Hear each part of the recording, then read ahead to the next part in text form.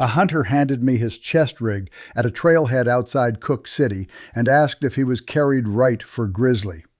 Compact 9mm, 15 rounds, shoots flat, and he could put every one of them in a pie plate. His words, not mine. Nobody needs a hand cannon anymore. Shot placement is king. I've checked 1,000 sidearms at trailheads like that one. I've watched what a bullet does when it hits heavy bone and what it does when it doesn't. He had 15 rounds on him. Not one of them would reach the thing that kills him. He's not foolish. He got told what you've been told, that stopping power is the number stamped on the box. 10 handguns and loads that get people hurt in bear country, worst to least worst, then the one that actually does the job. And my number one is going to start arguments. It is not the biggest Magnum on the shelf. It is not the revolver Hollywood taught you to want.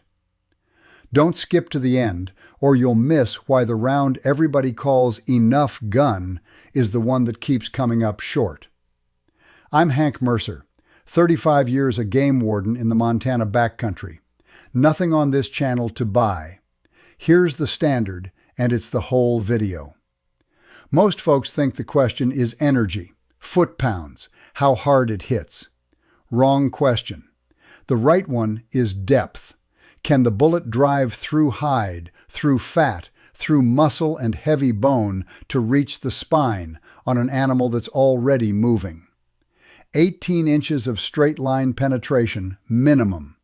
That's the bar, and it doesn't move. 10 of these guns don't clear it, and every one of them fails for a different reason, which is exactly why swapping one for the next one down the counter doesn't save you. Number 10, and I'm starting at the bottom with the ones that were never bear guns at all, is the .22. The .22 long rifle, the .22 Magnum. A 40-grain bullet leaving the muzzle around 1,000 to 1,250 feet per second, making maybe 100 to 150 foot-pounds. People carry one because it's light and it's in the truck anyway. Here's the honest problem. A grizzly closes 40 yards in about 3 seconds. In those 3 seconds, you need to reach the brain or the spine, and a mature boar's skull is an inch and more of sloped, dense bone built to shrug off exactly this. The rimfire doesn't punch through it. It skips, or it lodges, and now you've got a Bruin that was maybe bluffing and is committed and hurting. This one doesn't come with a tidy court case, and I'm not going to invent one to scare you. It doesn't need it. The math is the whole story. A round that can't break the front of the skull is not a defensive tool against a bear, it's a noisemaker. The real defense here isn't the pistol at all. It's your eyes, your distance, and the can of spray you should have had on your belt. The .22 is a small game gun that wandered into a conversation it can't survive. Which brings us to a gun that isn't about the caliber failing. It's about the whole platform quitting before the bullet ever gets a chance. Number 9 is the derringer, the little two-shot, the belly gun, usually chambered in .38 or dressed up as a .357. And here's the catch nobody mentions when they hand you one as a backup. A cartridge's rated numbers come out of a 4 or 6 inch barrel. A derringer gives that same round 2 inches or less, and the powder never finishes burning, so a load that's supposed to be doing 1,300 feet per second limps out doing far less. A .357 derringer is not a .357 by the time the bullet leaves the muzzle. Then you've got 2 shots. 2. Later in this video, I'm going to tell you about 2 men who needed a great deal more than 2, and what they were holding is the whole answer to this list. Hold that thought. There's no famous derringer versus grizzly case. I looked. The people who generate one didn't live to file it, and the honest read is that nobody serious carries this into the timber on purpose. The derringer isn't the mistake. Believing a novelty is a defensive tool is the mistake. And speaking of a gun being right and the load being dead wrong, that's the next one exactly. Number 8 is the shotgun loaded with Birdshot. Now hold on. because the shotgun catches a bad rap it doesn't deserve here. A 12 gauge is one of the finest bear guns on earth, with the right shell. The failure isn't the gun, it's the shell in it. Birdshot, your 6s, your 8s, a load built to kill a duck at 30 yards, is a cloud of tiny pellets that spreads wide and penetrates an inch or two of hide and fat. On a bear, it's a faceful of stinging misery and nothing more. It doesn't reach the vitals. It doesn't break bone. It enrages. People keep a bird gun by the cabin door in the fall and figure a shotgun's a shotgun, and that's the trap. Put a slug in that same gun and everything changes. Same gun, different shell. Life or death. The gun never failed anybody. The shell did. Which takes us to the one people carry precisely because it's easy, and easy is exactly the problem. Number 7 is the .380. The .380 Auto, the pocket pistol, the gun people carry because it disappears in a waistband and barely kicks. 90, maybe 100 grains, making somewhere around 200 foot-pounds, built from the ground up to expand in a human being's soft tissue at close range. And that's the whole problem in one sentence. It's engineered to open up and stop shallow. Against a bear, it stops short of everything you need it to reach.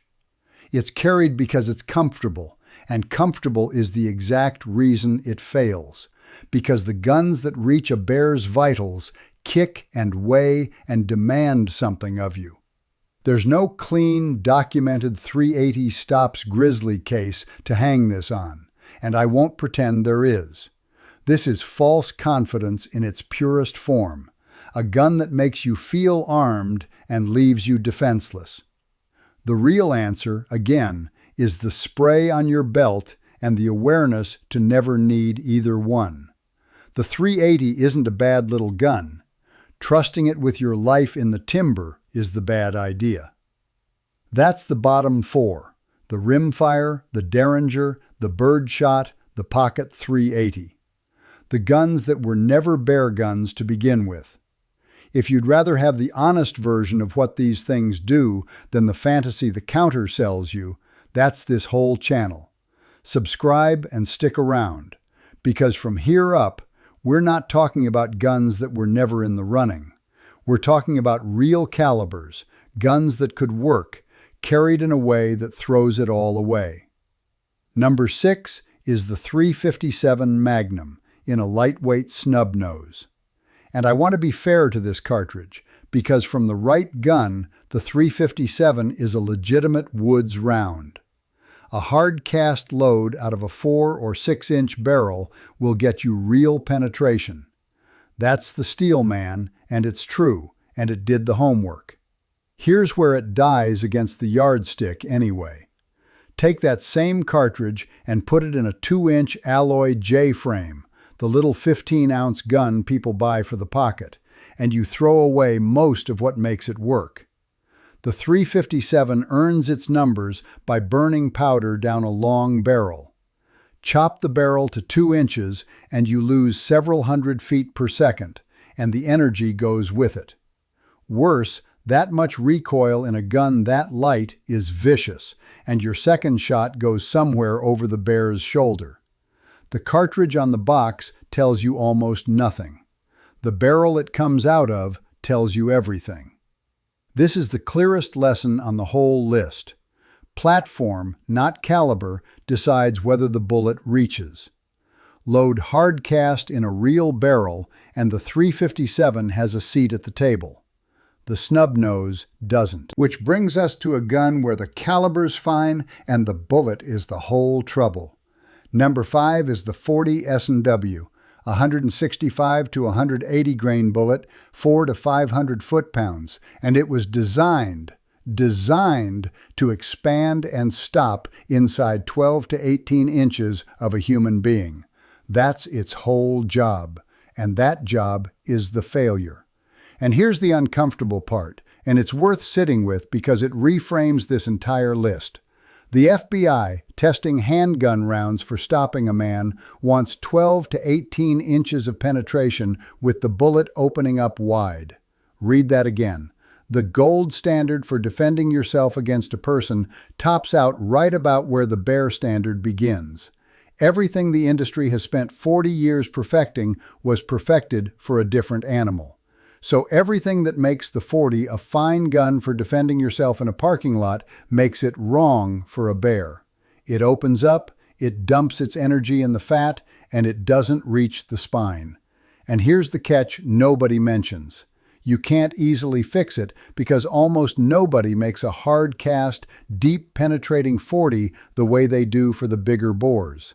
The ammo shelf decides for you, and the shelf says expansion. There's no famous .40 versus grizzly case, and the reason is plain. The people carrying a .40 in bear country are carrying it because it's their nightstand gun, not because they chose it for this. The .40 isn't the mistake. Bringing a purpose-built man-stopper to a bear fight is the mistake. And that goes double for the next one, because it's bigger, and bigger fools more people. Number 4 is the .45 ACP. Now this is the one that gets the arguments going because the .45 has a reputation 80 years deep. Big, heavy, knocks a man flat. A 230 grain bullet, but leaving the muzzle slow, around 850 feet per second, making 350 to 400 foot-pounds. And here's the honest problem the reputation hides. Big and slow is not the same as deep. That fat, low-velocity bullet penetrates soft tissue all right, but it stalls when it hits the heavy shoulder bone of a bear, and if you've loaded hollow points, it's worse. Diameter comforts people. It's a wide bullet. It feels serious in the hand. But it's velocity driving a hard bullet that breaks through bone, and the .45 brings neither the speed nor, in most factory loads, the hardness. It's better than a .380. It's still under the bar where it counts. The .45 never failed the men who carried it in war. Trusting bullet width to do a job that takes penetration, that's what fails. Which takes us to the most heartbreaking one on the list, because here the gun is genuinely right and the man beats himself. Number 3 is the .44, carried with the wrong load. Here's the trap, and I've seen good, careful people walk right into it. A man buys a .44 Magnum revolver for exactly the right reason. It's a proven bear gun. Then he finds full-power Magnum loads punish his hand at the range, so he practices with soft .44 special loads. 200 grains at 7 or 800 feet per second, gentle as you please. And then he goes into the timber with the specials still in the cylinder, or a mix, because that's what he had. That revolver chambers both, and that's the danger. The gun looks like enough. It is enough, sitting there. But a .44 special running 300 foot-pounds is a deer camp plinking load, and it will not drive through a grizzly's shoulder any better than the guns we already buried. This is the most dangerous mix-up on the list precisely because the man did almost everything right. The .44 Magnum isn't the mistake. The soft load sitting in a gun that deserves better is the mistake. Fed the real thing, that revolver is one of the finest bear guns ever built, and I'll come back to it at the end because it very nearly took the top spot. Which brings us out of right gun, wrong load country and into the gun people actually point to as proof that a little gun is plenty. That's the middle of the list done. If a breakdown that ranks these by what actually reaches the animal instead of by what's popular at the counter is what you came for, this is the channel. Subscribe and you'll get the honest version every time. And a word about where we're headed. The gun that beats this whole list is one a lot of serious people dismissed for 20 years for a reason that turned out to be about the ammunition and not about the gun at all. Number 2 is the 9mm, and this is the one that starts fights in the comments, so let me give it its full and fair due, because the people who defend it are half right and they did their homework. 115 to 147 grain bullet, 350 to 400 foot-pounds. And here's the part that matters. The 9mm has, in documented fact, stopped a charging brown bear. In 2016, an Alaska guide named Phil Shoemaker, 33 years in the business, stumbled onto a sleeping boar at 8 to 10 yards with 2 clients behind him. He stopped that charge cold with a compact 9mm loaded with a 147-grain hard-cast round from buffalo boar. Nobody got a scratch. That's the steel man, and it's a strong one. But notice what did the work. Not the caliber, the bullet. He was carrying hard cast because he'd quit believing the diameter of the bore was the thing keeping him alive a long time before that morning. And there's a real number behind the argument, too. The Smith and Herrero study out of Alaska, 269 firearm encounters between 1883 and 2009, published in the Journal of Wildlife Management in 2012, found handguns stopped the bear's aggression 84% of the time. 84. That's a real figure, and I'm not going to hide it because it complicates my point. Here's where it dies against the yardstick anyway. That 84% is every handgun and every outcome lumped together, and stopped the aggression is not the same as one shot, bear down. Shoemaker is a professional guide who chose a specialty load on purpose. The 9 off a store shelf in a hollow point penetrates 12 to 18 inches in gel. That's the man standard, not the bear standard. You're betting your life on perfect placement under a charge, and the successes get told around the fire while the failures don't get to talk. Dead men don't file reports explaining that their 3 shots went into the shoulder and stopped. A single dramatic save is a story, not a stopping rate. The 9mm isn't the mistake. Treating it worked for a guy once as a plan is the mistake. Which leaves the very bottom of the barrel before we climb to the one that actually works. The gun nobody chose for bear that ends up there anyway. Number 1 on the gets people killed side, the last of the 10, is the .38 Special snubnose. And this one makes the list not because anybody sits down and picks it for grizzly, but because it's already in the house. A 158-grain bullet at maybe 750 feet per second out of a 2-inch barrel. 200 foot-pounds. 5 shots. It's the revolver in the sock drawer, the one Granddad left. The gun a fellow grabs on his way out the door thinking a gun's a gun. It fails the same way the .380 fails. Shallow penetration, tiny capacity, a load built for close work on a man. But it earns the bottom spot because it's the most common, honest mistake of all. The default nobody thought about. This one has no signature case either, and the reason ought to bother you. The folks who bring a .38 snub to a bear are the folks who weren't planning for a bear at all. The .38 isn't the mistake. Walking into the timber with whatever was closest to hand and calling that a decision, that's the mistake. Now, before I give you the one that works, I owe you the most important, honest thing in this whole video, and I'm not going to dodge it to sell you on a handgun. The best defense against a bear is usually not the gun on your hip at all. That same Alaska research and the spray study behind it, 83 encounters, brown bears stopped 92% of the time, 98% of people carrying spray walking away uninjured, tells you that awareness, distance, and a can of bear spray on an accessible belt do more to keep you alive than any caliber on this list. Now I'll be straight with you the way a warden has to be. There are serious people who argue those spray numbers are inflated because most of those encounters weren't full charges, and even one of the study's own authors has walked some of it back. Fair. The honest read is that spray is your first line and your best odds, and the handgun is what you reach for when the spray fails, or the wind's wrong, or the animal's already on you. Training beats caliber. Distance beats both. The gun is the backup, and anybody who tells you different is selling something.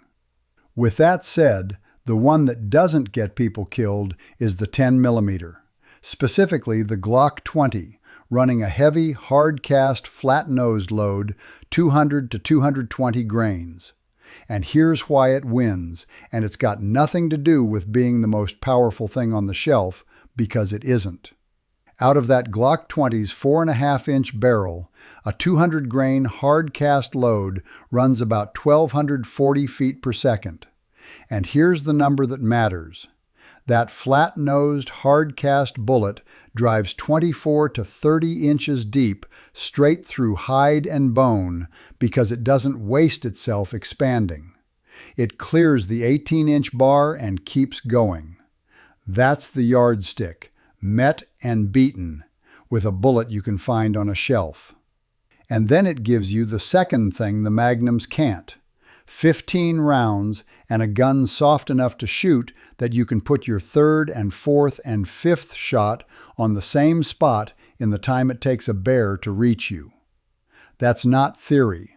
Remember the two men I promised you back at number 9? In July of 2025, deep in the Alaska interior, a fellow named Brett Terbeek and his partner Andy, both former Green Berets, came up on a fresh kill in thick brush, smelled it, drew, and a boar grizzly the size of a world record animal came through the alders at 10 yards. The two of them fired 16 rounds from their Glock 20s in a few seconds, hit that bear 13 times, and stopped it at about 5 yards. 16 rounds, 2 men. No derringer on earth gets you there, and no revolver does either. Both of them said afterward that it was the training and the fast, accurate follow-ups that did it, and the 10mm gave them the rounds to do it with. That's the record, not my opinion. Now the honest caveat, because every gun on this channel gets one. The 10 is backed up by 2 revolvers for the man who can run them. The 44 Magnum in a Smith & Wesson 629, the one I told you would come back, with heavy, hard cast, makes around 970 to over 1,000 foot-pounds and penetrates just as deep. More energy per shot, fewer shots, more recoil. And the 454 Casull in a Ruger Super Red Hawk Alaskan, running near 1,700 foot-pounds and 36 inches of penetration, is more raw power than almost anybody can control past the first shot. Those are magnificent, and for a man who's put in the time with them, they're arguably better per shot than the 10. The Glock 20 runs about $600.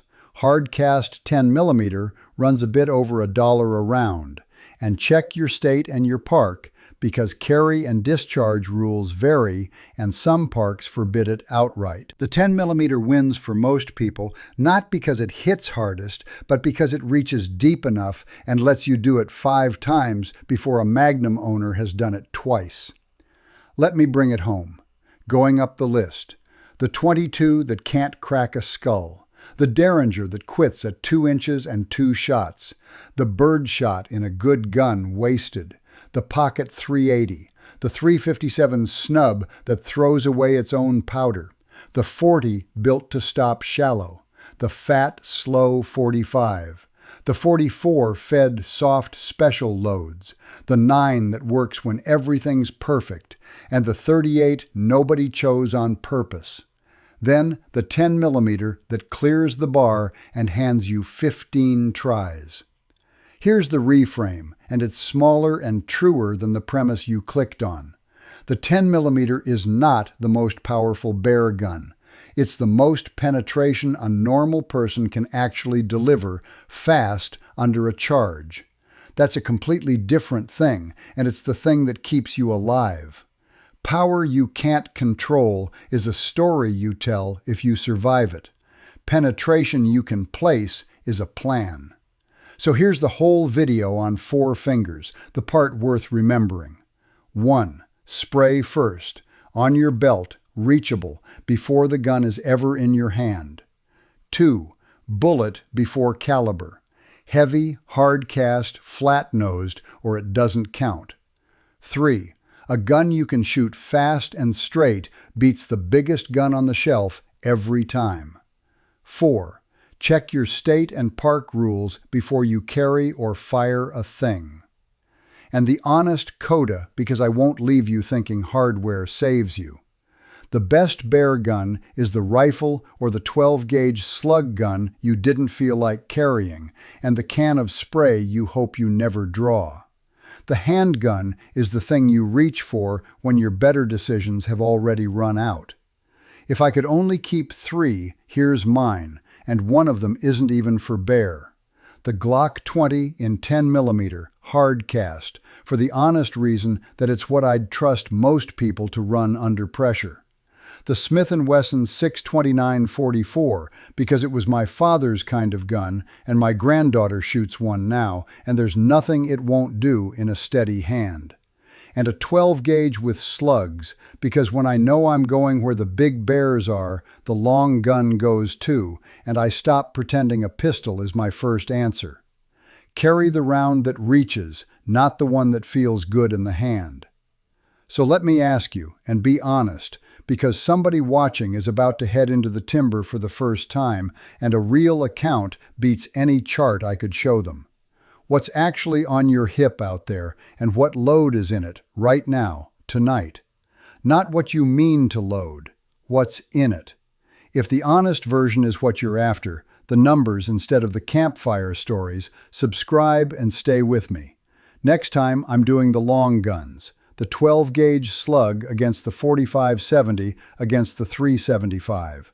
For the bear that's already committed and closing, and which one you actually want when the pistol was never going to be enough. Carry what you'll actually carry, and go check your load tonight. I'll see you out there.